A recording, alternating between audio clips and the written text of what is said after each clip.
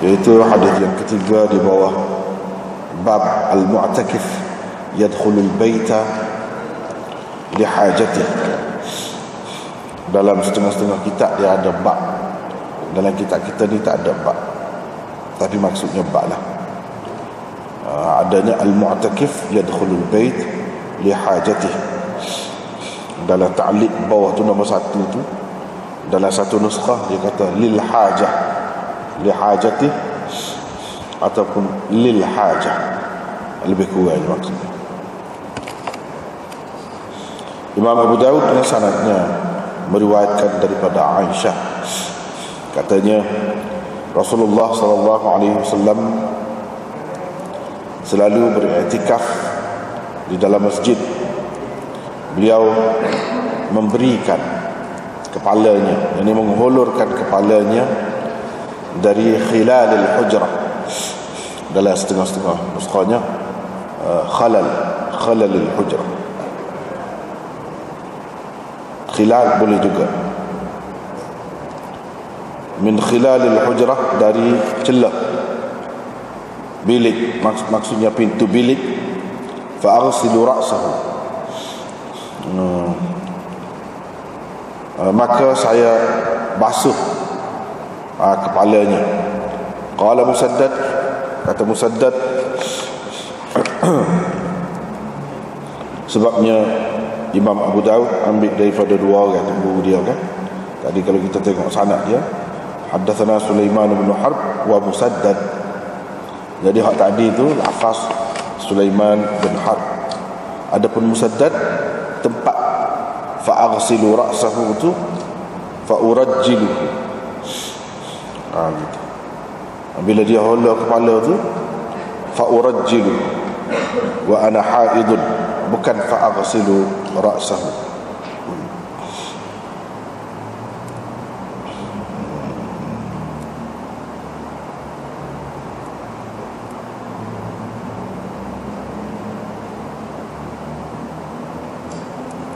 Begitu. Atau boleh juga kita kata, mana dengan tambahan hak selepas ni, tambahan ni hanya Musaddad sahaja sebut, iaitu mana kita ambil situ fa'aghsilu ra'sahu fa'urajjilu wa ana haid.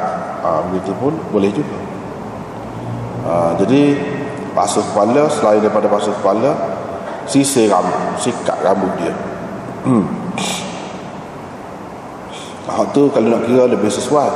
Sebab kalau kita kata tak ada fa'aghsilu ra'sahu fa'urajjiluhu, boleh juga, tapi dhamir tu pada fa'urajjiluhu agak tak berapa jelas nak kembalikan ke mana. Cuma kena takdir pula lah. Kalau macam kita kata fa'aghsilu ra'sahu, jadi hak kata Musaddad ini sebagai sambungan kepada riwayat tu. Lepas fa'aghsilu ra'sahu fa'urajjilu, gitu tu kan, nampak hu tu balik kepada ra'sah. Saya sikat rambutnya, wa ana haid, ketika saya sedang berhaid, ketika saya sedang datang bulan.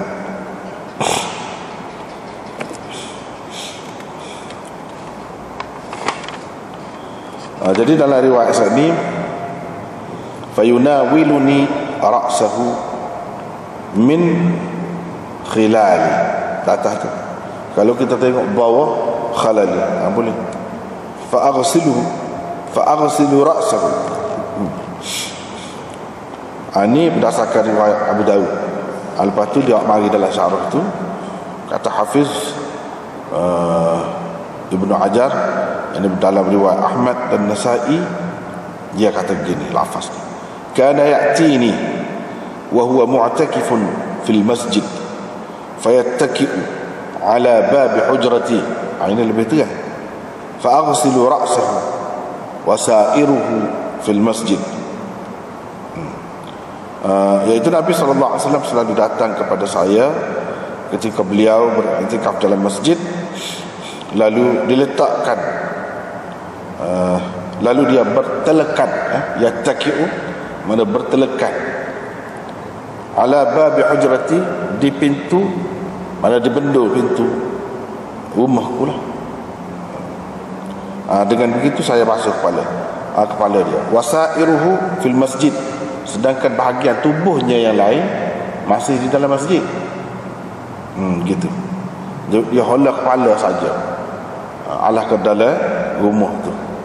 Sebab rumah Nabi sallallahu alaihi wasallam, rumah Aisyah ni dia bersambung dengan masjid.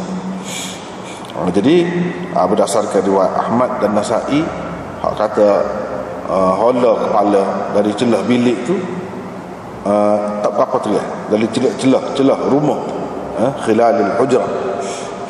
Hujrah di sini dengan makna rumah, seperti dalam hadis lain disebutkan hujrah tu dengan makna rumah, bukan dengan makna bilik seperti biasa orang faham.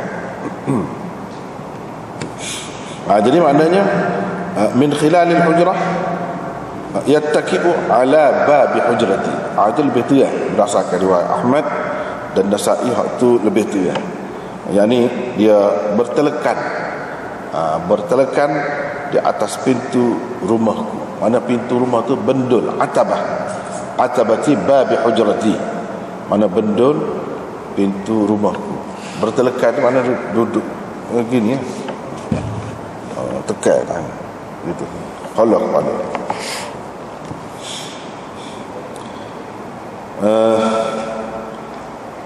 berdasarkan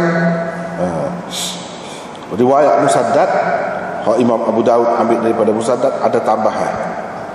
Jadi bukan setakat basuh kepala saja, lepas tu sisir rambut.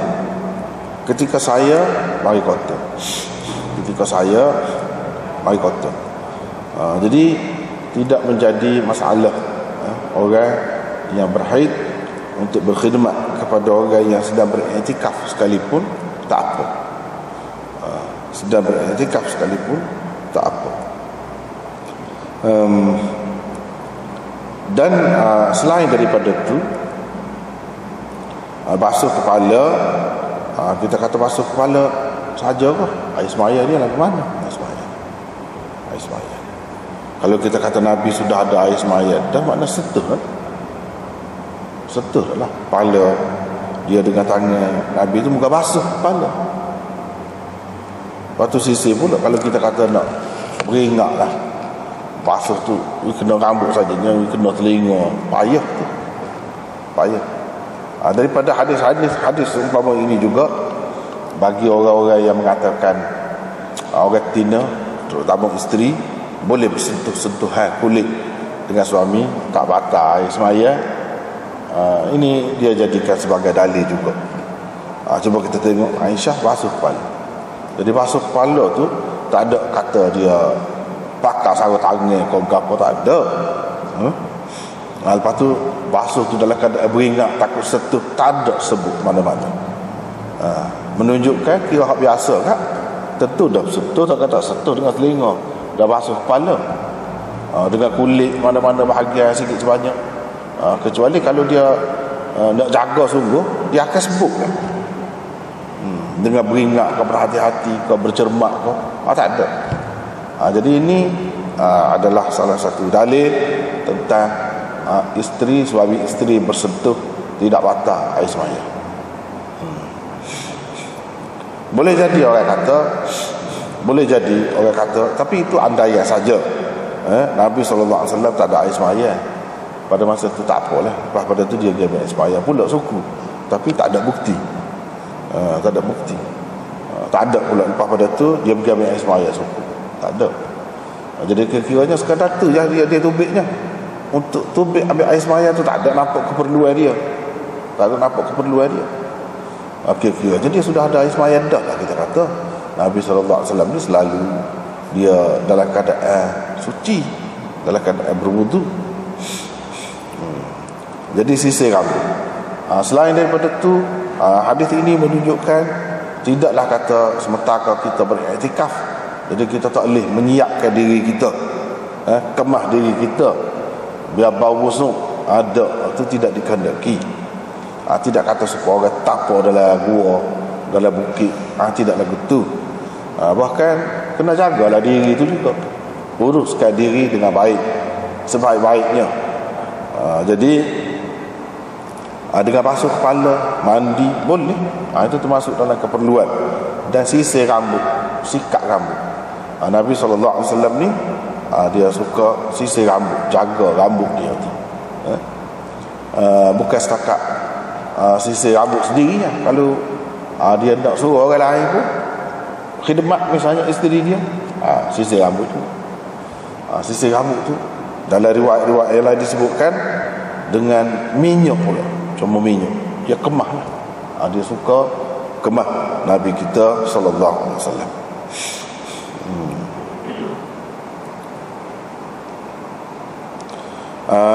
Jadi tidak menghalang. Tidak kata orang nak beribadat dikira iktikaf ni dalam keadaan paling berbeza lah daripada hak skalanya. Sebabnya skala boleh pergi mari tubik masjid bebas. Ni tak terikat dengan masjid benar. Dalam keadaan lagu tu pun boleh ada hubungan dengan orang perempuan. Perempuan tu pula bukan dalam keadaan biasa, dalam keadaan mari kotor pun boleh. Tidak kata keadaan perempuan tu bila bersentuh jadi menjejaskan keadaan orang yang sedang beribadat tu. Tidak, tak ada kena-mengena. Hak tu ada kena-mengena. Cuma hak talihnya bersetubuh memang tak boleh lah. Wala tubashiruhunna wa antum aakifuna fil masajid.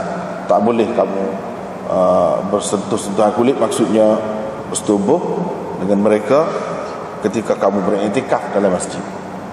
Jadi beriktikaf dalam masjid tu berdasarkan riwayatnya ketika kelip, ketika balik, satu ketika dahulu sebelum tu ayat tu, bila balik tu dikira keperluan juga, seperti nak buang air besar, nak buang air kecil. Bila ada keperluan kepada isteri,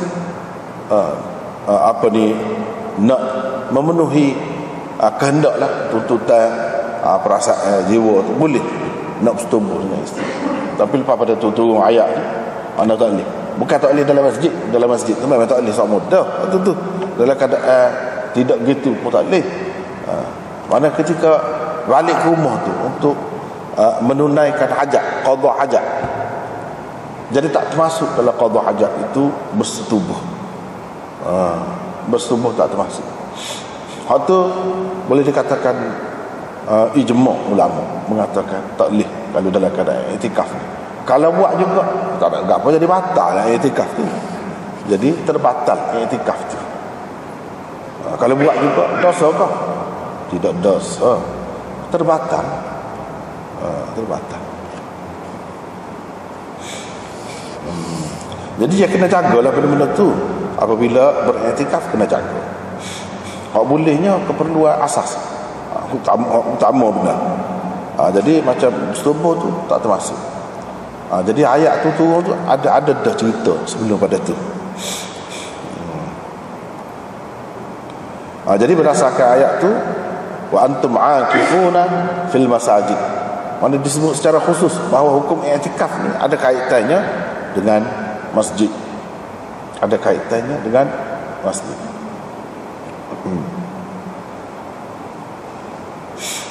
Dan ia hanya boleh dibuat dalam masjid. Itulah pendapat jumhur ulama seperti yang kita sudah baca dahulu ni.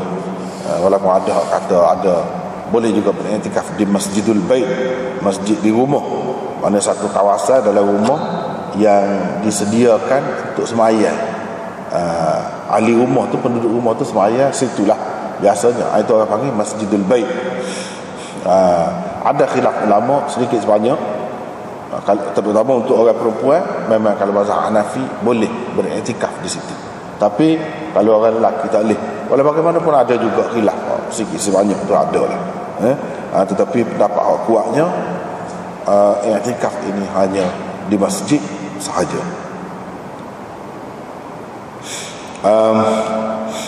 Hadis ini juga menolak pendapat setengah-setengah kalangan yang mengatakan Sayyidatina Aisyah ni tidak mai kotor. Sebab tu orang panggil kepada Abu Bakar tu Abu Bakar, sebab dia bapa Bikr. Bakar tu Bikr, kata dia Bikir, maknanya anak dara, anak dia di dara sama. darah sama. Itu putar belik sajalah. Kalau nak kata bapa Bikir, Abu Bikrin lah, bapa Abu Bakrin ya. Bapa Abu Bakrin, Abu Bikrin lah. Abu Bakrin itu benda lain, cerita lain. Bakrin mana awal, maknanya orang yang awal memeluk agama Islam. Gitu maksudnya Abu Bakar tu, orang yang mula-mula awal benar memeluk agama Islam. Itu maksud Abu Bakrin. Orang yang segera, cepat, awal menerima Islam. Adapun Abu Bakrin itu jauh lagi itu. Tak ada siapa kata Abu Bakar tu Abu Bakrin tak ada. Jadi dia nak raya Aisyah ni lebih lah, terlajak lebih tu, jadi tak kena cari. Siapa kata tak mari kotor. Sedangkan dalam hadis-hadis yang sahih seperti di sini dah banyak lagi tempat-tempat lain jumpa semua Aisyah mari kotor sepuluh ramai-ramai. Mari kotor sepuluh ramai-ramai dalam perjalanan nak pergi buat haji tu, haji wadak Nabi tu lah, pada tahun yang ke-10. Situ mari kotor pula. Banyak kali lah jumpa dalam hadis ni. Benda tu tidak tersembunyi kepada orang yang mengaji hadis. Supaya juga ada juga satu golongan lagi, dia kata Fatimah tak mari kotor juga. Jadi seseorangnya tak mari kotor tu macam satu kelebihan kepada orang perempuan. Dia tidak tahu tak mari kotor tu kepada orang perempuan biasa bukan satu kelebihan, satu kekurangan. Supaya orang yang duduk kata Nabi dilahirkan dalam keadaan berkhitan tu lah, sunat dah, tubik-tubik tu sunat. Mana kalau tidak sunat tu kurang.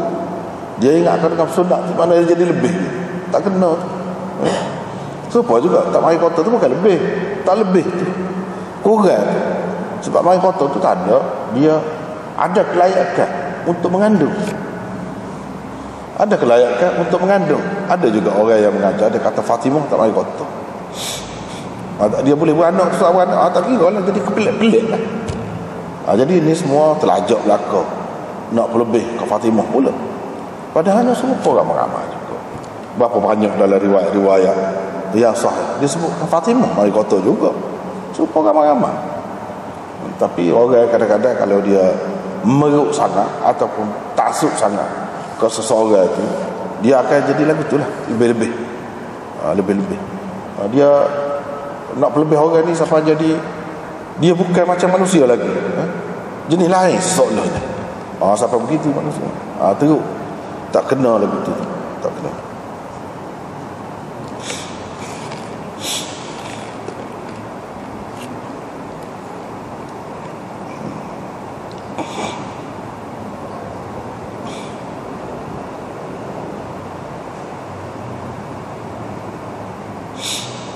Lepas tu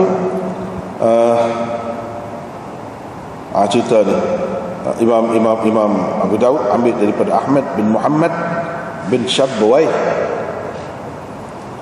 Setengah-setengah orang baca Syabbuyah, seperti Rahawai, dia tak saya baca Rahawai, dia baca Rahuyah. Dia kata ulama hadis baca lagu tu. Ya betul lah, memang ada sungguh setengah-setengah, tapi tak perlu ubah nama asal. Kalau nama asal lagu tu lah, memang boleh ada makna dia. Bila kita ubah ni, dia tak ada makna pula. Jadi orang-orang yang ubah tu kadang-kadang pasal dia tak reti bahasa hak asal. Dia tidak reti bahasa hak asal. Bila dia tak reti, dia putar lah. Putar tak kena lagi. Macam sim bawah. Dia takkan kita nak baca Sibuyah.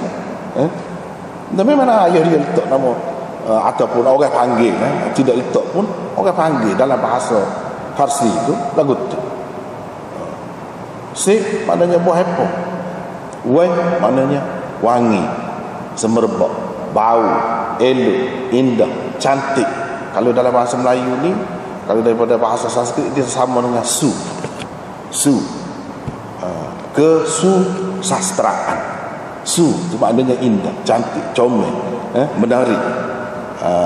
Suharto misalnya, harto tu harta, mana harta yang elok, cantik, menarik, halal.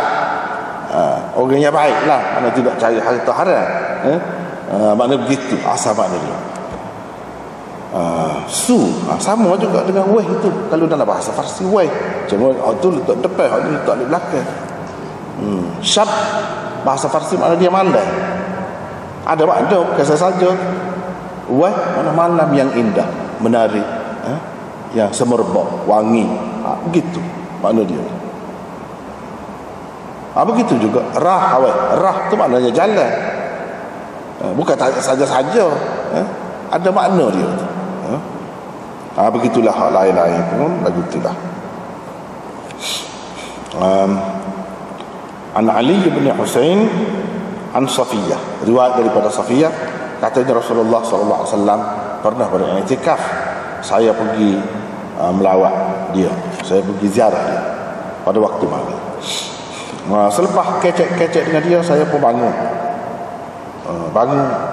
nak balik lah. Dia pun bangun juga sekali dengan saya untuk hantar saya, untuk mengiring saya. Jadi wa kana maskanuha, ni hak perawi ni orang panggil apa ni, idraj. Wa kana maskanuha fi dari Usamah bin Zaid. Hak ni siapa kau ni kita baca saat ni, itu orang panggil idraj. Apa yang dimasukkan, apa yang disisipkan oleh perawi. Rumahnya yang di rumah Safiyah, di kawasan perumahan Usamah bin Zaid. Kalau dia kata sendiri, dia kata rumah saya lah, apa rumahnya ni orang lain, kata orang bawah dia lagi, perawi bawah dia. Kalau dia sendiri kata, dia kena kata wa kana maskani fi dari Usamah ibn Zaid. Dia kena kata lagu tu. Daripada situ lah kita tahu ni bahagian ni daripada sini sampai sini. Hak ni mudraj. Hak ni bukan hak apa nama ni Safiyah kata, tapi perawi bawah dia kata. Daripada situ lah kita tahu tu. Maknanya ke mana-mana pun nak pakai hadis ni, sebab dalam asal tu ya tak ada buat sengkai gitu menunjukkan hak ni sisipan, tak ada. Dia kena faham sendiri. Fahamnya seperti ni, maskanuha bukan maskani. Jadi bila kata maskana, rumahnya, jadi orang hak bawah dia lah cerita tu, perawi bawah dia. Sama ada Ali bin Husain ke atau Zuhri ke, tak kira. Tapi hak biasanya buat lagu ni Zuhri, hak biasanya. Apa saya nak idraj ni dia banyak dia melakukan. Jadi tujuan dia tu molek, bukanlah tujuannya tak molek. Tujuan nak berjelas, Nabi apa ni, dia nak kelik rumah dia tu mana. Jadi royak. Tiba-tiba lalu dua orang lelaki Ansar. Bila mereka berdua nampak Nabi sallallahu alaihi wasallam, asra'a, berjalan cepatlah mereka, gaduh-gaduhlah pergi. Terus Nabi sallallahu alaihi wasallam berkata, ala rislikuma, tunggu dulu, nanti dulu, betis sebentar. Jadi ala rislik, itu bahasa sastra, Arab. Ala rislik, sabar, tunggu sebentar. Tunggu sebentar. Itu makna dia. Ni dia kata Safiyah binti Huyai, Yahya pula sini. Kita baru ni kan, ha dulu, lepas tu baru dua ya. Dua orang sahabat tu pun kata, subhanallah ya Rasulullah, mana kita tak ada telitah apa-apa benda tak boleh mana gitulah. Terus duduk bimbang, terus duduk gusar lah. Kita tak ada telitah apa-apa. Kalau tak nampak siapa dia, orang Tino tu bukan tahu Rasulullah saja, tak ada telitah benda tak boleh. Subhanallah, bapa ya Rasulullah, gitu tu. Rasulullah sallallahu alaihi wasallam pun kata, sebabnya syaitan itu berjalan minal insan, min dengan makna fil insan, apa ni, di dalam diri manusia, ad-dama, begitu. Tapi bawah ni majrad dam, hak tu hak lebih lebih tepat lagi. Tapi kalau tak ada majra tu pun boleh juga. Inna syaitan yajri minal insan yajri fil insan majrad dam. Sesungguhnya syaitan ini dia berlari di dalam tubuh manusia majrad dam, seperti berlarinya darah, seperti berlarinya darah. Atau soal lagi majrad dam kamajra kajari. Majra itu masdar mimi, apa panggil masdar mimi, boleh juga. Majra dengan makna isim makan pun boleh juga. Kalau kita kata majrad dam sebagai masdar mimi, mana seperti berlarinya darah, ai kajari ad-dami. Jari mana kita takdir masdar jara ya jarian gitu. Nah, satu lagi kita boleh kata majra itu isim makan, tempat, maknanya tempat. Sesungguhnya syaitan itu berlari pada manusia di tempat berlari atau mengalirnya darah. Majra itu dengan makna tempat. Jadi saya bimbang dia akan mencampakkan ke dalam hati kamu berdua sesuatu. Atau kata perawi syak ni, atau Nabi SAW berkata tempat syai'an itu syarran. Ini syak perawi. Sama ada Nabi kata syai'an atau syarran, mana keburukan, kejahatan, perasaan yang tidak elok. Saya takut itu yang jadi sebut tu, dia jadi kesebut tu.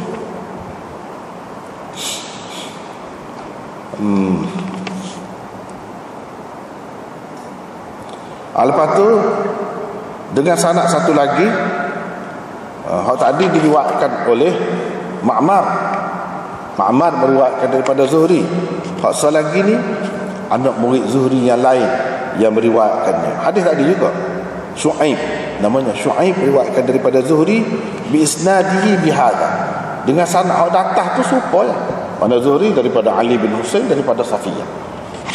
Bihadza mana bihadzal hadis ni hadis asalnya lah, dengan sanad Zuhri hak ali atas, ali bawah tu tak supalah. Qalat, cuma bezanya Safiyah kata hatta idza kana 'inda babil masjid alladhi 'inda babi ummi Salamah, sehingga apabila Nabi SAW berada dekat pintu masjid yang berhadapan dengan pintu rumah Ummi Salamah, marra bihima rajulan, tiba-tiba lalu dua orang lelaki. Tu lafaz dia tu berbeza sedikit. Lalu perawi mengemukakan makna hadis tadi seterusnya, itu makna wasaqa, makna perawi seterusnya mengemukakan hadis yang tersebut tadi. Jadi gitulah ceritanya.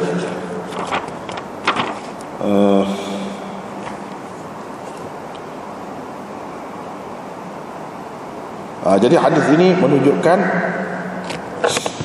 boleh orang pergi melawat, orang yang duduk beriktikaf tu. Pergi melawat tu, lawat saja kau nak kecek apa-apa, apalah perlu lah. Tapi tak, kalau boleh tak usah lah. Sikit-sikit nak kecek, sikit-sikit nak kecek tu ganggu. Jadi tujuan pergi ke masjid tu nak lari dah, tiba-tiba ganggu juga. Tapi kalau nak pergi makan minum misalnya, macam Rasulullah SAW ni dia ada isteri ramai kan.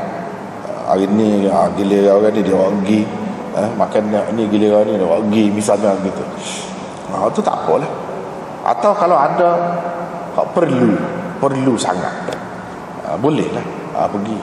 Jadi ini berbeza, kita kata cara nak merapatkan diri dengan Allah SWT yang diajar oleh Islam dengan yang diajar oleh agama-agama lain sebelum Islam, iaitu bertapa.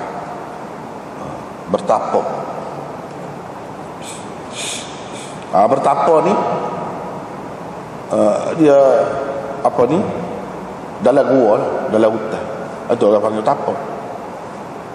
Orang panggil tapa.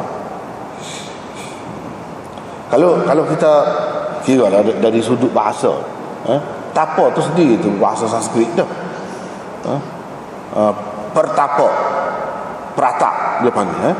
Pratak tu pertapa lah. Pertapa ni orang yang bertapa. Pertapa tu cara dia lah. Cara dia. Jadi kalau kita kira dari sudut bahasa pun, makna dia beri faham gitu. Hak cara lagu tu dengan makna pertapa tu tak ada dalam Islam. Hak itulah dalam hadis kata la rahbaniyata fil Islam. Tidak ada cara hidup kepadrian ataupun pertapaan dalam Islam. Adanya tukar dengan i'tikaf. Jadi i'tikaf ni boleh lah. Setara saat ni boleh lagi. Tidak kata putus hubungan terus dengan keluarga, dengan anak-anak.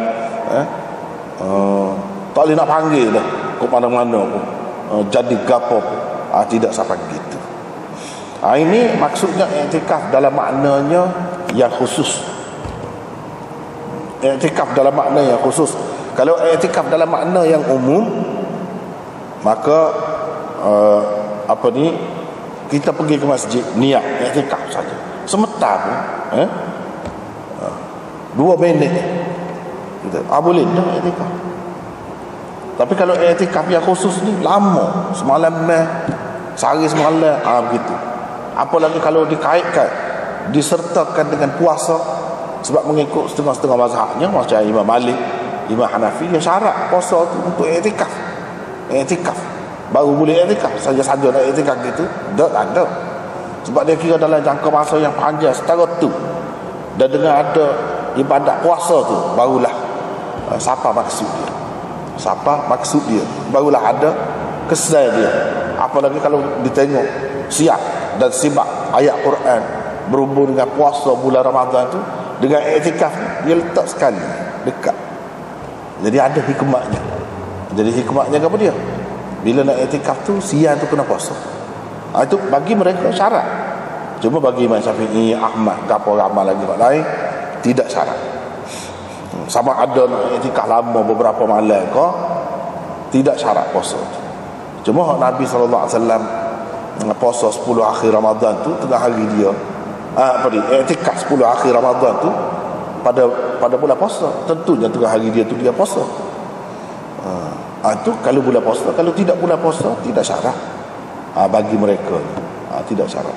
Bahkan banyak hadis-hadis juga yang menunjukkan tak ada puasa tengah hari pun boleh. Nak i'tikaf tengah malam, tengah hari, bila-bila masa pun boleh. Jadi waktu itulah lebih elok kita pakailah. Boleh. Walau bagaimanapun nak melera pada khilaf mazhab ni, kalau kita buat supaya ada orang kata mana puasa tengah hari, itu lagi molek, semua terima tu. Kalau buat dengan puasa tengah hari lagi molek, itu semua terima. Cuma nak kata sebagai syarat tu tidak. Tapi dari segi molek, kalau puasa tengah hari semua terima, tak ada khilaf. Tak ada seorang pun kata kalau i'tikaf ni lebih molek dia tak puasa tengah hari. Tak ada lah.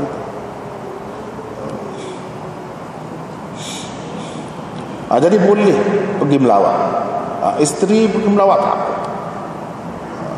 Isteri pergi melawat tengah hari ke, tengah malam ke, tak apa. Anak kau pergi nak royak apa-apa, nak sampaikan apa-apa, boleh. Jadi bila cumanya bila sudah kecek tu balik lah. Dan Nabi SAW dia beradab ni termasuk dalam adab Nabi SAW. Bila balik duduk, orang pagi duduk sekali. Bila bangun pergi, dia bangun kereta. Apa bukan bangun saja, pergi berjalan begitu baik. Mana cara mera'i, orang kata mera'i. Mera'i ni tidak nanti orang luar, isteri pun mera'i juga. Ra'i dia, mana menunjukkan kita ni ambil berat tadi, sayang kepada dia. Begitu. Itulah yang dilakukan oleh Nabi SAW. Dan dalam hidup kita tidaklah kata semata-mata kalau bini seorang kau bini ramai kau, maksudnya nak mengadakan hubungan seksual antara suami isteri saya. Tidak begitu sebenarnya. Kalau kita tengok cara Nabi SAW ni, hak dia iktikaf saja tu sebanyak mana dia habis masa situ. Sedangkan setengah-setengah isteri itu dia dah menikah setahun je dah, lepas tu mati. Sebenarnya hubungan suami isteri ni bukan hubungan seks semata-mata, tidak, bukan hubungan kasih sayang. Itu sebenarnya hubungan kasih sayang, hubungan tolong menolong, hubungan mesra, nak jadi sahabat, teman hidup waktu lebih. Dengan sebab itu kalau kita tengok setengah-setengah orang tu dia tak ada nafsu, tak boleh hanak, tak ada gapo pun, tak apa, boleh mesra, boleh molek pun, hidup pakai mati molek. Sebab dia hubungan lain lebih kuat, hubungan lain tu lebih kuat. Jadi Nabi SAW pun bangunlah nak pergi atas saya. Kata perawi, rumah dianya di kawasan perumahan Usamah bin Zaid. Apanya Usamah bin Zaid ada rumah dekat situ pada masa itunya. Setengah kata ada sebut dalam riwayat ni, adalah setengah kata tidak. Hak ni cerita kemudian Usamah tu beli kawasan situ dan buat rumah. Jadi kira-kira berdasarkan riwayat ni, dia sudah keluar daripada masjid tu, daripada pintu masjid tu keluar. Sebab kawasan perumahan Usamah tu kemudiannya di luar daripada kawasan masjid. Mana tak apa keluar daripada masjid. Situlah dia buat kesimpulannya. Orang yang beriktikaf ni, jika perlu tu setara mana. Misalnya nak meraih sana, boleh keluar ke masjid, tak batal iktikaf dia tu. Tapi setengah-setengah kata tak boleh. Sebab apa? Berdasarkan riwayat lagi kan, riwayat daripada Syuaib ni, sehingga apabila Nabi SAW berada dekat pintu masjid, pintu masjid yang berhadapan dengan pintu rumah Ummi Salamah, maknanya tak keluar daripada masjid lagi. Dia tak boleh keluar daripada masjid. Dia ambil daripada hadis ni, bahawa orang yang beriktikaf tu lah, mana-mana dia nak meraih gapo pun, dia sekat pintu masjid, jangan keluar daripada pintu masjid. Kalau keluar sudah jadi batal, tak ada keperluan. Sudah jadi batal sebab tidak ada keperluan. Keluar daripada masjid ni kerana keperluan hajat asas manusia, iaitu buang air, tu je. Ataupun mandi, kita kata bila sampai masa dia nak mandi, tu je. Sebab berdasarkan hadis ni dia tak keluar daripada masjid. Dan dekat pintu Ummu Salamah, dekat pintu rumah Ummu Salamah. Jadi maknanya kira masjid Nabi ni kita katalah sana pintu hak masuk. Sini rumah dia kat tepi ni. Ada pintu kat tepi ni, ni pintu misalnya kita kata rumah Aisyah. Jalan sikit ada pasal ada pintu pula masuk rumah bini lain pula gitu. Lepas tu berjalan ada alik tualik ni ada gitu. Bukan jauh rumah isteri-isteri Rasulullah di antara satu dengan lain tu tidak jauh, dekat-dekat tu juga kawasan masjid tu juga. Apa ni, sebahagian besar daripada mereka yang duduk situ. Jadi ini tidak salah buat lagu tu. Cuma mungkin kurang sesuai dari segi, tidak salah juga, boleh juga kalau setuju, kalau tak ada gapo-gapo serumah pun boleh. Tapi mungkin akan menimbulkan keadaan yang tidak baik lama kelamaan. Moleknya tak usah lah duduk serumah. Rumah lain-lain, rumah lain-lain seperti yang dibuat oleh Nabi SAW. Dia bukan dalam satu rumah, walaupun dekat, tapi rumah lain-lain. Hak tu paling molek. Dan ini menunjukkan dia tidak keluar daripada masjid. Ini hak ni lah, riwayat ni lah yang dipakai oleh setengah-setengah ulama yang mengatakan kalau keluar daripada masjid tanpa keperluan jadi batal iktikaf itu. Jadi batal iktikaf tu nak kan niat semula. Pasal apa kurang ni? Kurang dah putus. Hak naknya tak si putus. Tak si putus. Jadi kerana benda-benda lagu tu dia boleh jadi putus. Misalnya pergi ziarah orang sakit, ziarah orang sakit, jadi putus. I'tikaf tu.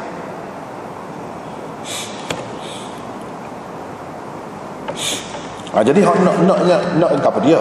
Kalau skala gap tekan gis lalu. Gap gis lalu.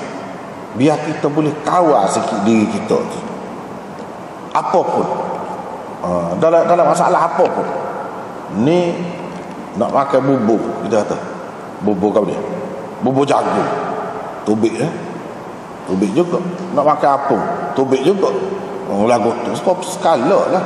Lepas tu ada keperluan kepada isteri, tubik pula. Lepas tu orang sakit, pergi pula. Lepas orang sakit, jadi banyak benda tak putus hubungan lah. Sedangkan nak suruh putus hubungan tu, nak suruh mari ketenangan tu. Gitu maksudnya. Lepas pada tu tiba-tiba lalu dua orang Ansar, sahabat. Dua orang Ansar.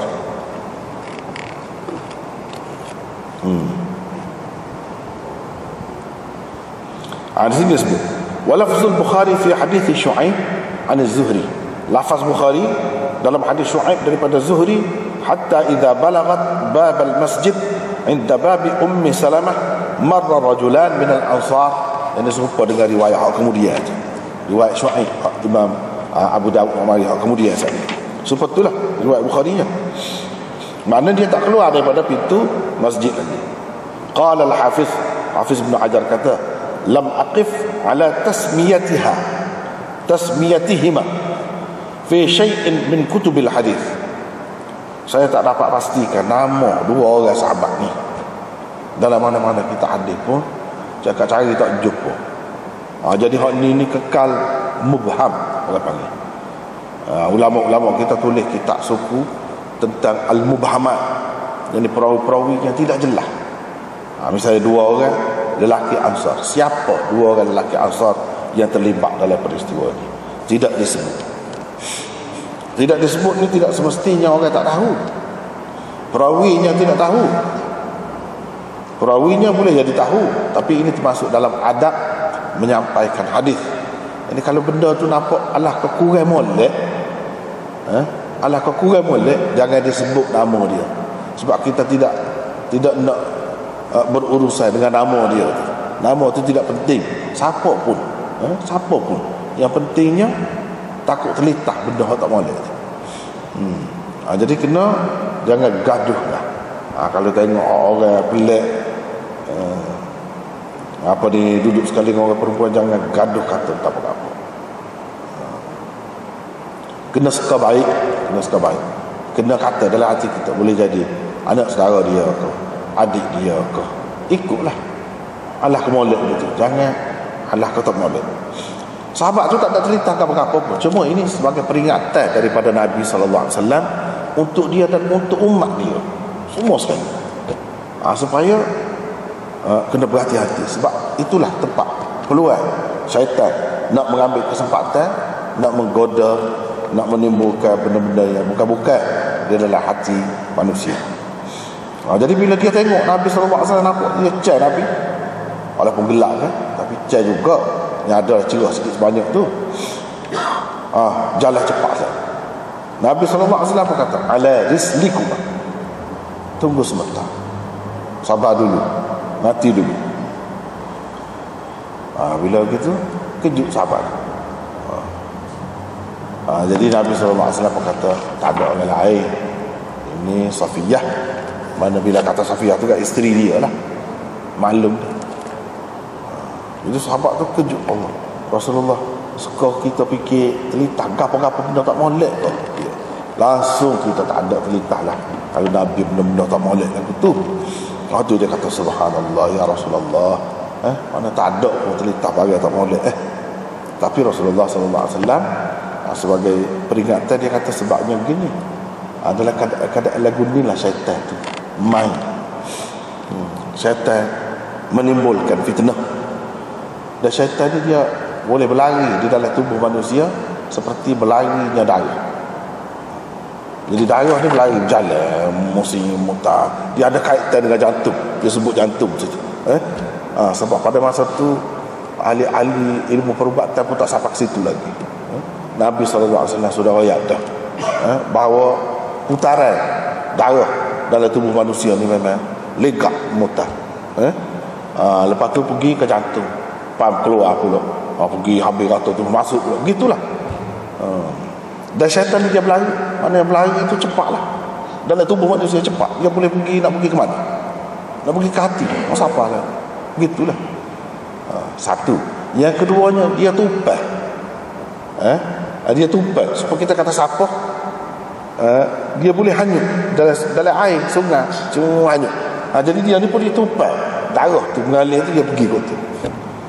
Sebab itulah, mana kalau bomo kau kapal kau, dia pegang orang tu, dia tekan tu, dia kena situ, dia pegang tu, kena lah. Itu mana ada kaitan dengan hak Nabi SAW raya. Dia lalu, dia berlari, dia pergi mutakut mana? Saluran dia, apa saluran dia? Iaitu saluran darah. Saluran darah. Kok tu lah dia duduk musim pun. Jadi bila dia masuk begitu, pergi ke jantung, situ boleh mari telitah macam-macam tu. Benda orang tak boleh. Lalu kita suka buruk kepada seseorang, kita kata macam-macam. Itulah bendanya.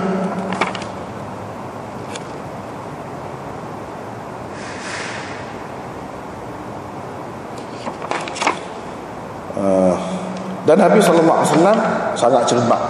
Sebab itulah yang kita tak terima mulakan jumpa dengan hadis Nabi SAW jalan dengan apa nama ni, isteri Abu Dzar masih muda lagi tu.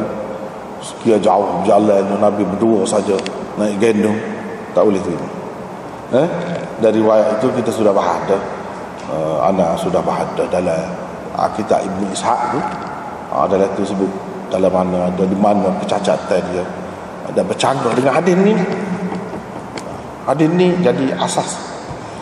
Sekarang ni Nabi beringat kalau berkait dengan orang perempuan, padahal isteri dia panggil selalu, takut-takut, timbul perasaan tak boleh.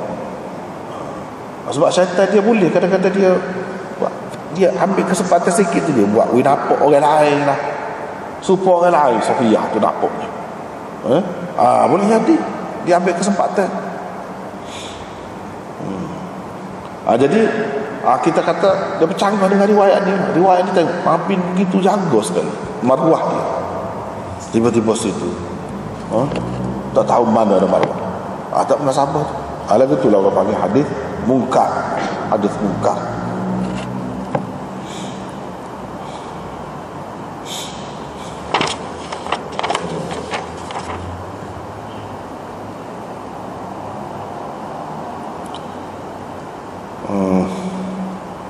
Jadi saya takut dia campak di dalam hati kamu sesuatu, atau syak perawi keburukan, kejahatan.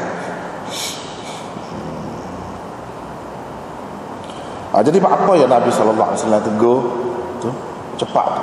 Satu, untuk pengajaran kepada kita, jangan mudah suka. Kalau orang kita tak kenal, tak nampak molek, kita kena suka baik. Begitu. Yang keduanya, sebab kalau dia ada timbul sangkaan tidak baik terhadap Nabi SAW, dia boleh menyebabkan jadi rosak akidah dia. Jadi Nabi SAW nak jaga akidah dia tu, dia tegur.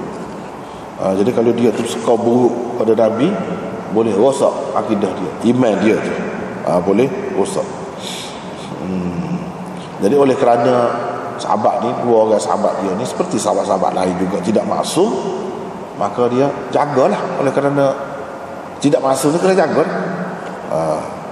Cepat-cepat dia royak untuk menutup atau pintu ataupun ruang yang boleh mungkin digunakan oleh syaitan untuk membinasakan mereka berdua. Itu sebabnya.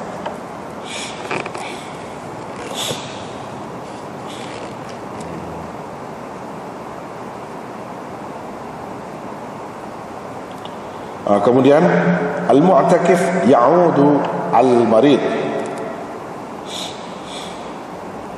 Orang yang beriktikaf boleh melawat orang sakit. Boleh melawat orang sakit gitu ya. Boleh melawat orang sakit kau tak boleh. Gitu. Sebenarnya ni boleh melawat orang sakit kau tak boleh. Kalau dia tubik keluar daripada masjid tu ada satu keperluan dia. Kalau memang nak tubik nak pergi melawat orang sakit tu memang lah tak boleh. Waktu tu putuslah iktikaf dia. Tapi kalau keluar untuk benda lain, pergi buang air, tapi bunyi orang tu sakit, air singgah air mentah, ada kutu, boleh ke tidak? Itulah dia nak ceritanya. Berdasarkan hadisnya, ada yang zahirnya menampakkan boleh, ada yang menampakkan tidak boleh. Lepas tu Imam Abu Daud dengan sanadnya meriwayatkan daripada Aisyah. Qala An-Nufaili, kata An-Nufaili, kata Aisyah. Sebabnya Imam Abu Daud ambil hadis ni daripada dua orang tu guru dia. Kalau kita tengok Abdullah bin Muhammad An-Nufaili, seorang. Lepas tu Muhammad bin Isa, tu yang kedua. Jadi sebelum dia pergi lebih jauh, dia nak ayat hak dia nak kemukakan ni, hak terdekat ni ialah riwayat Nufaili. Jadi berdasarkan riwayat Nufaili, dia sebut kata Aisyah, Nabi SAW yamurru bil marid, lalu dekat orang sakit, wa huwa mu'takifun, ketika dia sedang beriktikaf, fayamurru kama huwa, dia berlalu seperti sebelumnya lah. Dia berlalu dengan begitu saja. Wala yu'arriju yas'alu anhu, ya'ruju atau yu'arriju boleh. Yu'arriju ta'rij, mana dia tidak duduk tanya tentang orang sakit. Tidak duduk soal pula tanya gitu begini. Tidak. Beti singgah tanya. Tidak. Jadi lalu dengan begitu saja, macam tak ada apa-apa. Itu yamurru kama huwa. Jadi kita kata lalu dekat orang sakit lagu mana, dan mungkin dia sedang beriktikaf. Iyalah, memanglah dia beriktikaf, dia keluar daripada masjid kerana sesuatu keperluan, nak mandi kau nak gapo kau. Begitu dalam keadaan itu. Jadi dia tahu orang sakit tu, dia buat macam tak tahu. Pergi terus gitu. Tidak singgah tanya tentang orang sakit. Wa qala Ibn Isa, sebab dua orang tu guru dia, Muhammad bin Isa pun dalam riwayat dia kata Aisyah, in kana an-nabiy sallallahu alaihi wasallam ya'udu al-marid wa huwa mu'takifun, iaitu Nabi sallallahu alaihi wasallam menziarahi orang sakit dalam keadaan baginda beriktikaf. Jadi dua orang ni beza perawi.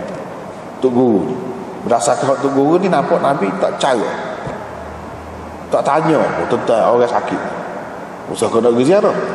Hak yang kedua ni ada. Riwayat tok guru hak yang kedua ni menunjukkan ada gitu.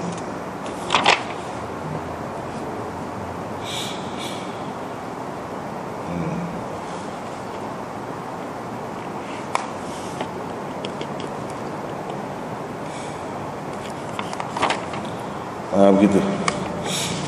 Tak apalah. Baik, kalau kita tengok dalam syarah dia ada sebut muka surat 360. Kalau mengikut mazhab Hanafinya, orang yang beriktikaf ni tak boleh keluar untuk pergi ziarah orang sakit, untuk pergi sembahyang jenazah. Tak boleh. Sebab apa? Ini tidak termasuk dalam keperluan dia. Keperluan asas ni tak termasuk dalam. Kerana melawat orang sakit ni tidak termasuk dalam perkara fardu, bahkan dia termasuk dalam bab kelebihan saja. Kelebihan saja.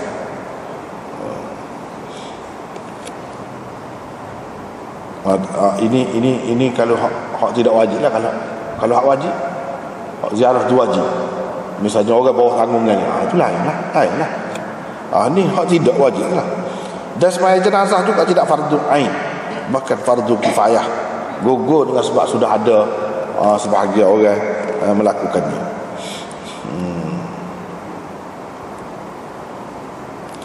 Lepas tu kalau ada riwayat yang menyebutkan Nabi SAW macam membenarkan atau Nabi SAW pergi ziarah orang sakit dan pergi semaya mayat, semaya jenazah ketika dia sedang beriktikaf, kata Abu Yusuf, ini mengikut mazhab Hanafi ni, dia kata Abu Yusuf, hal ni kita kena pakai iktikaf Nabi itu dengan arti iktikaf yang sunnah. Iktikaf sunnah. Jadi bolehlah. Kalau seseorang itu beriktikaf sunat, boleh nak pergi ziarah orang sakit. Kalau iktikaf itu iktikaf untuk memenuhi, menunaikan nazar, itu wajib. Tak boleh. Boleh betul.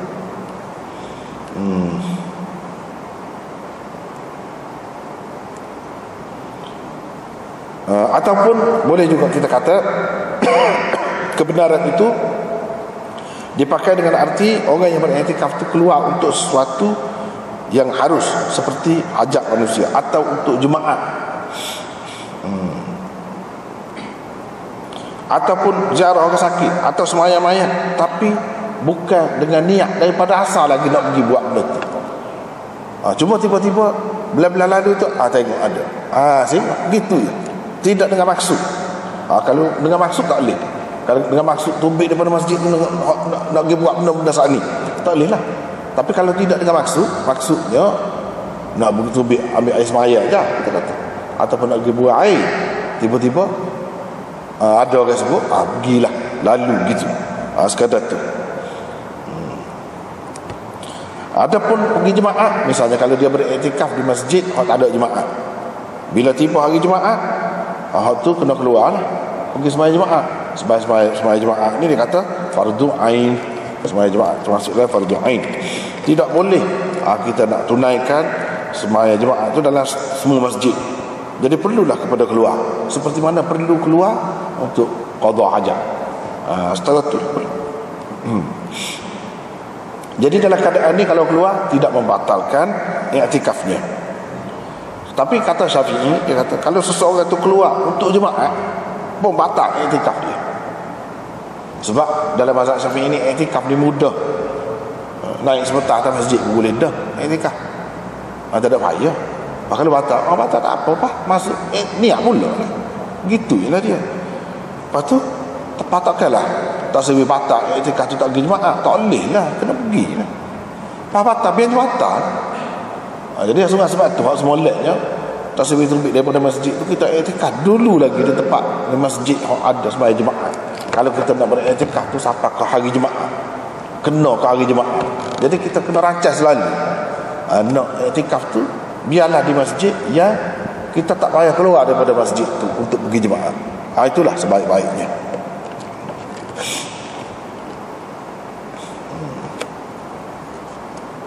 Tapi hak saat ni tak boleh nak pegang sangat tu. Sebab apa? Sebab dalam sanad tu ada Laith bin Abi Sulaim. Itu perawi tu. Laith bin Abi Sulaim tu perawi yang dipertikaikan, dhaif, perawi yang dhaif.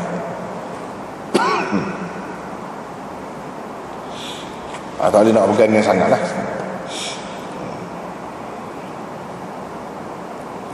Kemudian Imam Abu Daud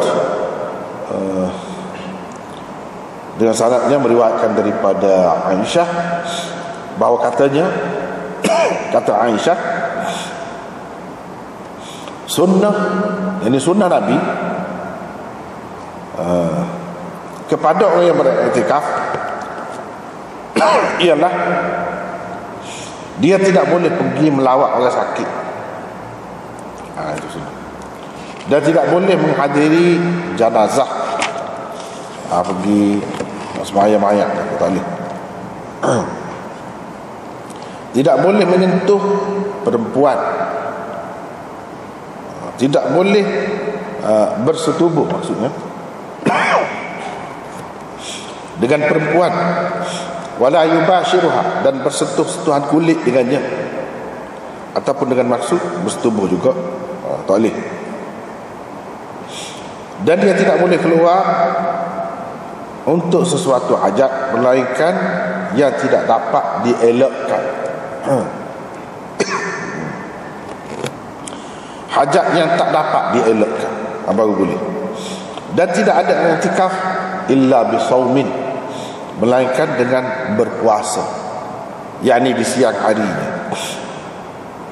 Dan tidak ada i'tikaf melainkan pada atau di masjid jami'. Kata Abu Dawud, selain Abdurrahman bin Ishaq tidak kata dalam hadis ini kata Aisyah as-sunnah. Kata Abu Dawud, ia siapa? Ghairu Abdurrahman, menjadikan apa yang tersebut tadi, menganggapnya, mengiranya boleh berlaku sebagai kata-kata Aisyah. Ja'alahu qawla Aisyah. Ja'alahu, hu itu maf'ul yang pertama, qawla maf'ul yang kedua, kata-kata Aisyah. Maknanya Imam Abu Dawud nak cerita hadis ini selain daripada diriwayatkan oleh Abdurrahman yakni dia sebut bin Ishaq, Abdurrahman bin Ishaq daripada Zuhri. Selain daripada dia ada lagi orang lain yang meriwayatkan hadis ni daripada Zuhrinya. Jadi selain daripada dia tak ada orang lain sebut Aisyah kata as-sunnah, sunnah Nabi-nya kepada orang yang beriktikaf gini-gini. Tak ada sebut as-sunnah tu. Dia seorang je dia sebut as-sunnah. Bila kata as-sunnah tu maksud sunnah Nabi lah. Sunnah Nabi lah. Jadi Imam Abu Daud isyarat kepada dhaifnya riwayat Abdurrahman bin Ishaq itu. Dan adanya perkataan as-sunnah itu bukanlah suatu yang kuat. Tak kuat mana. Sebab orang-orang lain tak ada sebut lagu tu. Orang-orang lainnya menganggap apa yang tersebut tadi, orang beriktikaf tak boleh pergi ziarah orang sakit, tak boleh pergi menghadiri orang mati, tidak boleh begini-gini, itu sebagai kata-kata Aisyah sahaja. Maknanya hadis itu bukan hadis marfu', tapi hadis mauquf. Tapi hadis mauquf. Hadis kalau kata as-sunnah ada sebut as-sunnah sebutir tu maknanya marfu'. Kalau kita kata tak ada, Aisyah tak kata as-sunnah, bahkan dia kata alal mu'takif tak situ alla ya'uda maridan dan seterusnya. Kalau kita kata begitu bermakna ini hadis ini mauquf. Tapi walaupun hadis ini mauquf, orang panggil mauquf fi hukmil marfu', sebab dia cerita ni sesuatu yang bukan boleh dipikir dengan akal, bukan urusan dunia tapi urusan ibadat. Walau bagaimanapun hadis ini tidak berapa kuat lah, tidak berapa kuat. Bagi orang yang pakar juga boleh pakar, boleh pakar. Maknanya dia paling tinggi pun hadis ini hasan, paling tinggi, dengan sebab adanya Abdurrahman bin Ishaq.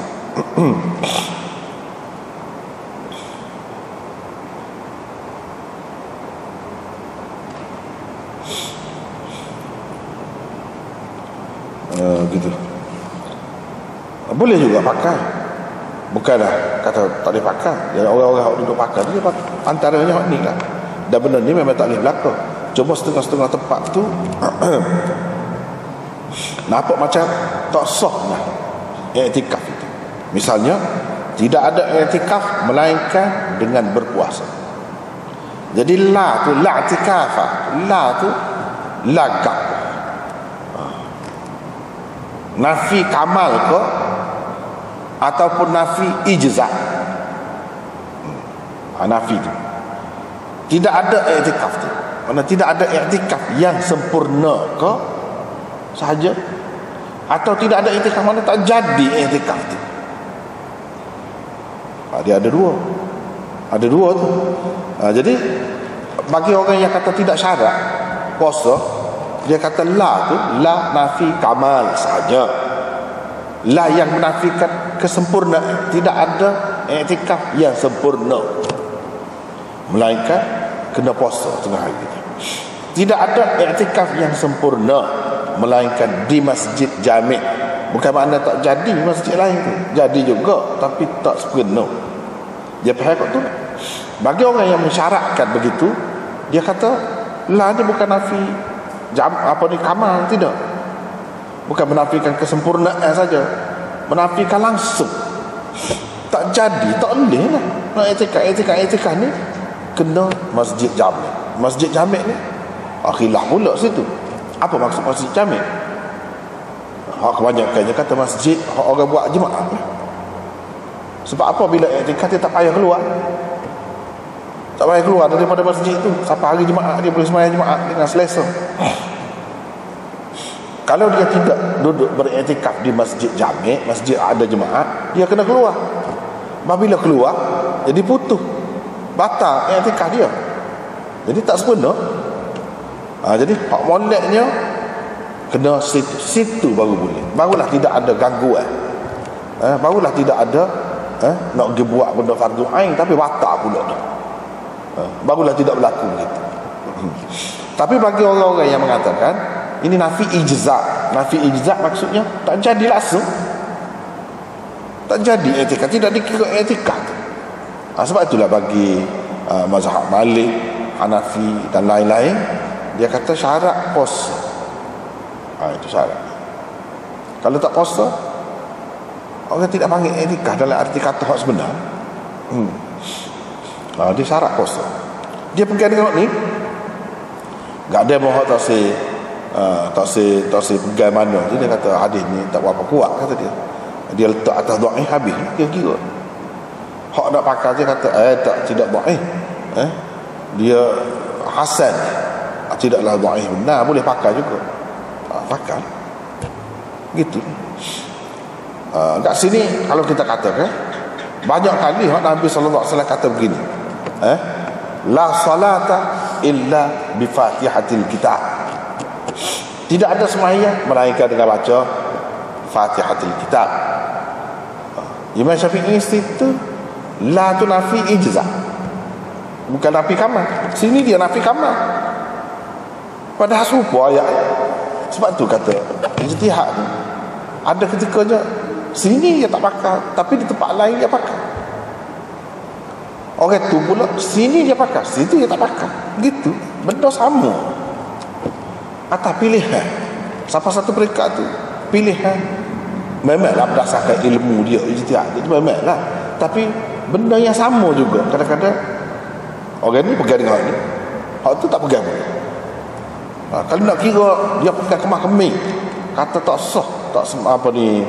Kalau tak baca Fatihah tu, tak kira lah makmum kau tu imam, kau sembahyang seorang kau tak sah. Sebab apa? Dia pakai la tu nafi ijza'. Tak ada sembahyang, mana tak jadilah sembahyang. Sedangkan situ Imam Abu Hanifah kata la tu bukan nafi ijza', tapi nafi kamal. Tidak sempurna sembahyang, tak sempurna.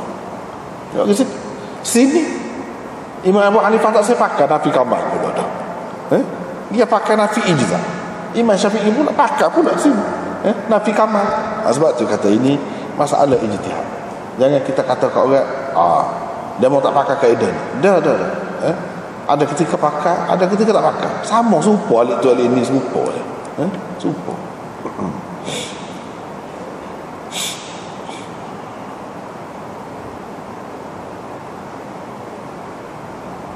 Jadi macam la salata li jaril masjid illa fil masjid. Mana pegang kemah tu kan tak sah. Siapa mazhab zahiri ya, siapa tak sah. Kalau orang tu umur dia dekat masjid, kalau semai dulu tak ada uzur lah, dia kena mai di masjid. Jadi bagi orang yang kata tidak sampai ke peringkat tu orang yang duduk dekat masjid pun tidaklah siapa tak sah semaya dia kata itulah masalah tarjih lah. Masalah ijtihad, dia kata hadis tu setara mana pula, hadis tu setara mana. Sebab ni hadis tu tidak sahih, dia mahu tak boleh pakai. Dia buat ikut.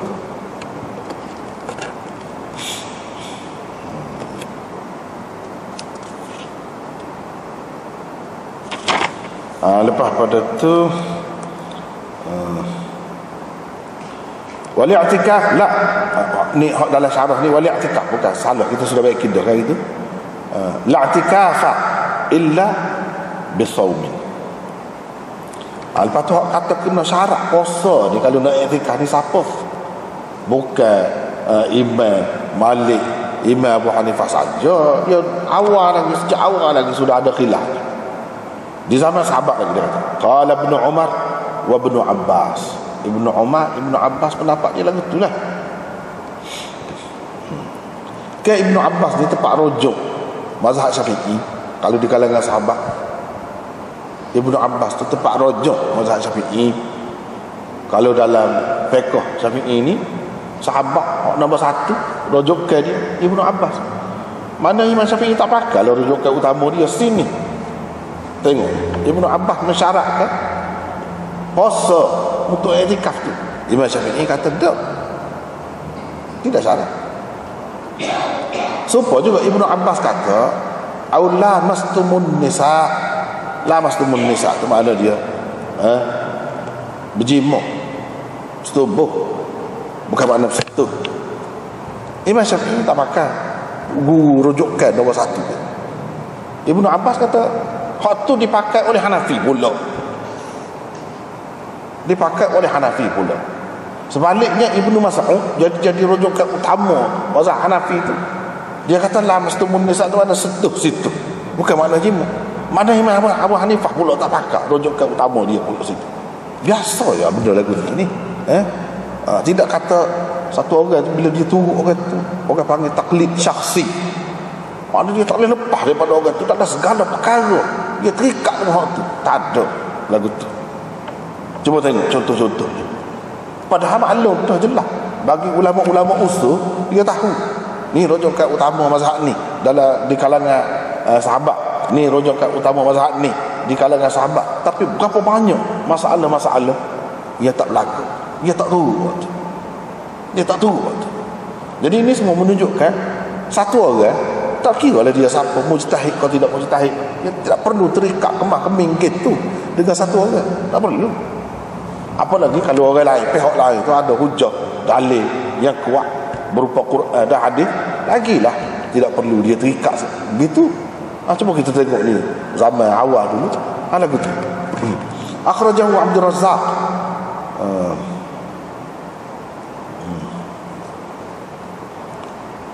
sahih an Aisyah nahwa qabliyah anha, maknanya dalam musannaf Abdul Razzaq. Wa bihi qala Malik, kata syarat puasa. Ini pendapat Malik, Al-Auza'i, Al-Hanafiyah, ulama-ulama Hanafi berlagu tu. Waktu lifa an Ahmad wa Ishaq. Kalau pendapat Ahmad khilaf ulama nukilan pendapat Ahmad dan Ishaq ni ada khilaf. Wahtajja Iyad, Qadhi Iyad ni kalau dia muka mazhab Malik, dia berhujah dengan hak mana yang kata kena puasa tu, kena puasa tu, bi annahu sallallahu alaihi wasallam lam ya'takif illa bi shaumin. Dia pegang hak tu, Nabi tak ada beriktikaf melainkan dia puasa dengan hari.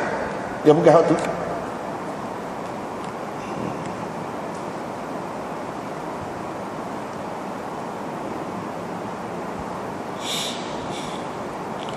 Bagi orang yang mengatakan boleh i'tikaf tanpa puasa, pula dia pegang dengan kisah Sayyidina Umar. Inilah benda dia jadi khilaf tu. Kisah Sayyidina Umar radhiyallahu anhu. Mana dia tanya Nabi sallallahu alaihi wasallam, ni akan ada ni. Tadi kita baca tu, tak sampai situ dah. Dia tanya Nabi sallallahu alaihi wasallam, dia kata saya pernah bernazar semasa jahiliyah. Mana sebelum masuk Islam saya ada bernazar nak beriktikaf satu malam di Masjidil Haram. Maknanya orang kafir pun dia ada juga niat gitu, nazar begini, nak iktikaf tu ada dah benda tu. Tidak kata orang Islam saja buat. Orang kafir ada dah, cuma adalah sudut-sudut tertentu yang berbeza tu. Nabi sallallahu alaihi wasallam kata, "Aufi binadrik." Tunaikan nazarmu. Tunaikan nazarmu. Dia kata saya nak beriktikaf pada waktu malam. Dia kata tunaikan nazarmu. Jadi malam-malam ni Nabi suruh tunaikan nazar kamu tu. Malam ni bukan masa untuk orang puasa. Sedangkan Nabi suruh tunaikan Mana dia boleh tunaikan pada waktu malam? Nak puasa masa mana? Tak ada tu. Kalau sekiranya puasa tu jadi syarat, tentu Nabi SAW suruh juga dia puasa. Tapi pihak lain, pihak kata tak syarat puasa, dia kritiklah. Dia kata dalam riwayat Syu'bah daripada Ubaidillah dalam Muslim, bukan malam, siang. Mana Sayyidina Umar kata saya bernazar semasa jahiliah untuk beriktikaf satu hari, bukan satu malam. Dia kata. Jadi Ibnu Hibban dan lain-lain cuba menjamakkan dua riwayat tu dengan mengatakan dia bernazar untuk beriktikaf sehari semalam, malam dan siang. Jadi orang yang sebut malam saja tu bukan maksud malam saja, siang jugalah. Dan orang yang sebut siang saja tu, dia bukan maksud siang saja, tapi malam juga dimaksudkan. Memang ada riwayat kemudian ni ada tu Sayyidina Umar berniat untuk beriktikaf semasa dia belum Islam, satu malam atau satu hari. Ni Syak Perawi dekat Kaabah. Dia tanya Nabi SAW. Nabi SAW kata beriktikaflah dan berpuasalah. Jadi itu menjadi pegangan orang yang kata syarat puasa lah. Tapi disebut di dalam syarat memang ada perintah supaya berpuasa tu dalam riwayat Ammar bin Dinar dengan terang, tetapi sanadnya dhaif. Apa sanadnya dhaif? Situ sebab ada Abdullah bin Budayl. Sebab ada tu.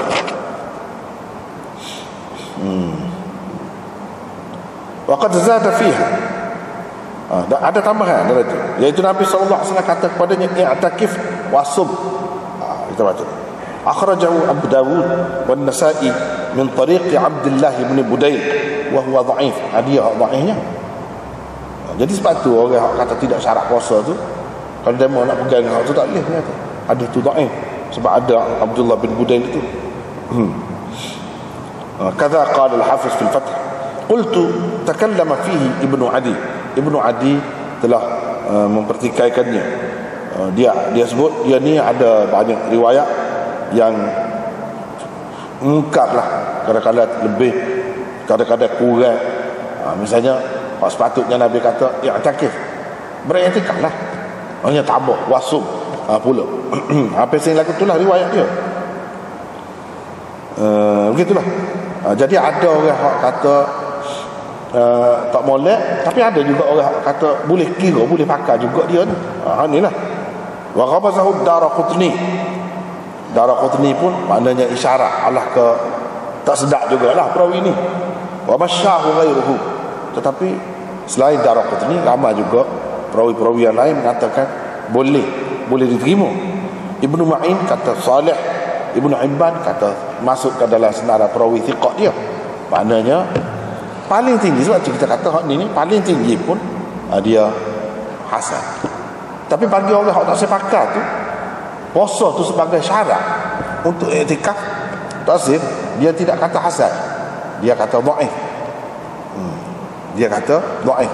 Kalau dia terima sebagai hasan pun, dia kena cari dalil lain yang menunjukkan ada i'tikaf tanpa puasa. Begitulah cara ulama ni. Kalau tak terima tu, lepas tu tidak ada i'tikaf kecuali di masjid jami'. Hafiz Ibn Hajar berkata ulama sepakat tentang syarat masjid untuk i'tikaf. Untuk i'tikaf di syarat masjid, memang waktu sepakat. Kecuali Muhammad bin Amr bin Lubabah Al-Maliki. Ini ada kecuali. Dia kata boleh berlaku i'tikaf mana-mana pun. Boleh berlaku. Orang-orang Hanafi mengharuskan i'tikaf untuk perempuan di masjid rumahnya. Wa huwa al-makanul mu'addu lis-salah fi. Gapo dia Masjidul Bait, iaitu tempat yang disediakan untuk semaya dalam rumah. Ada setengah-setengah orang di rumah dia tu ada satu ruang sedikit untuk dia bersemaya. Itulah Masjidul Bait. Boleh beriktikaf situ orang perempuan. Sebab bagi Hanafi ni kan orang perempuan ni tak ada peluang untuk mereka di masjid ni. Tak ada ruang pun untuk mereka di masjid. Dia tidak menggalakkan orang perempuan pergi sembahyang jemaah di masjid, pergi ke masjid, tak ada kelebihan. Tak apalah, itu pendapat dia. Berhubung dengan masalah ni, ada satu qaul qadim mazhab Syafi'i. Satu qaul qadim mazhab Syafi'i, boleh juga orang perempuan beriktikaf dalam Masjidul Baitnya. Dan satu wajhin li ashabihi. Wajhin ni satu pendapat lah, ada khilaf. Di kalangan anak murid Imam Syafi'i pun ada khilaf. Ada yang kata boleh, ada yang kata tak boleh. Ada yang kata boleh, mana orang perempuan tak payah pergi masjid. Nak iktikaf di Masjidul Bait, di rumah dia pun boleh.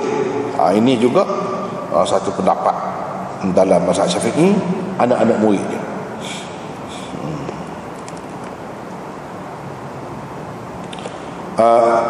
Ulama-ulama dalam mazhab Malik, dia kata boleh belaka.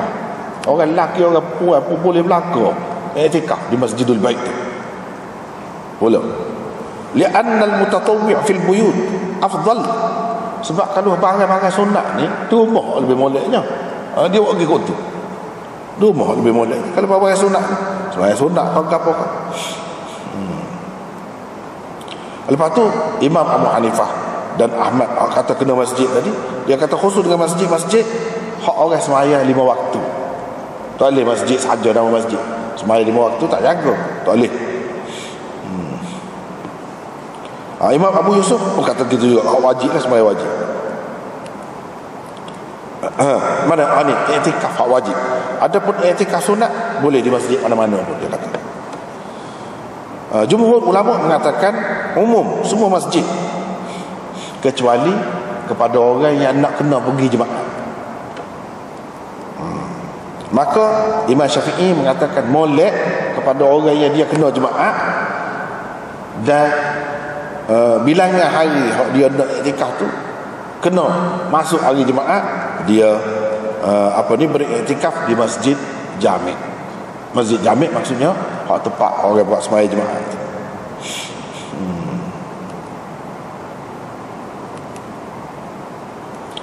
Bahkan Malik mensyaratkan begitu. Tak boleh kena masjid jami' kalau nak beriktikaf. Sebab iktikaf bagi Syafi'i dan Malik ni putus dengan sebab pergi jemaah ke masjid lain. Jadi putus. Dengan sebab itu mereka pilih sama ada syarat ke, atau Imam Syafi'i kata tidak syarat, cuma boleh kalau beriktikaf di masjid jami'. Lepas tu kalau sudah mula beriktikaf, lagu mana? Bagi Malik dia kena sempurna. Kalau buat tak sempurna, kena qada. Gitu. Tak apalah, itu macam-macam pendapat lagi. Tapi ada satu pendapat lain, Hudzaifah bin Al-Yaman, dia kata iktikaf ni khusus dengan 3 masjid saja. Masjid Mekah, Masjid Madinah.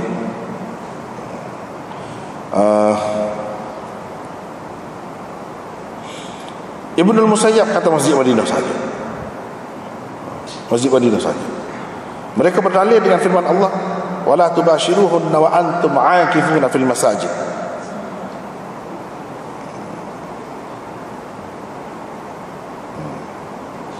Wa antum aakifuna fil masajid.